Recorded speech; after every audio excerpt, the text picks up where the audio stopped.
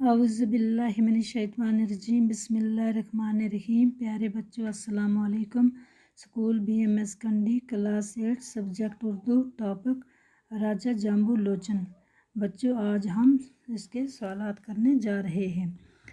سوال نمبر 1 ہے، جامبو لوچن کیسا راجہ تھا؟ اس کا جواب ہے، جامبو لوچن سخی اور دریا دل راجہ تھا۔ اس کو ادب سے بہت دلچسپی تھی۔ راجہ کے دربار میں ادیب، شاعر اور قصہ گو ہوا کرتے تھے۔ یہ لوگ مختلف قسم کی کہانیاں اور قصے راجہ کو سنایا کرتے تھے، جن کو سن کر راجہ کو بہت خوشی ملتی تھی۔ راجہ بہت نیک انسان تھا۔ اس کے دربار میں ہر کوئی اپنی فریاد لے کر جا سکتا تھا۔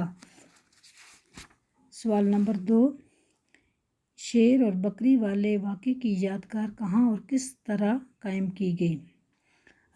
جامبو لوچن نے ایک شکار کے دوران ایک تالاب پر شیر اور بکری کو اکٹھے پانی پیتے ہوئے دیکھا۔ راجہ یہ دیکھ کر بہت حیران ہو گیا اور اس نے شکار کرنا چھوڑ دیا۔ اسی مقام پر راجہ نے ایک شہر بسایا جس کا نام جامبو لوچن رکھا گیا۔ یہ شہر بعد میں جموں کے نام سے مشہور ہوا۔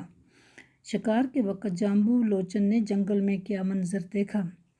جامبو لوچن نے شکار کے دوران ایک تالاب پر شیر اور بکری کو اکٹھے پانی پیتے ہوئے دیکھا۔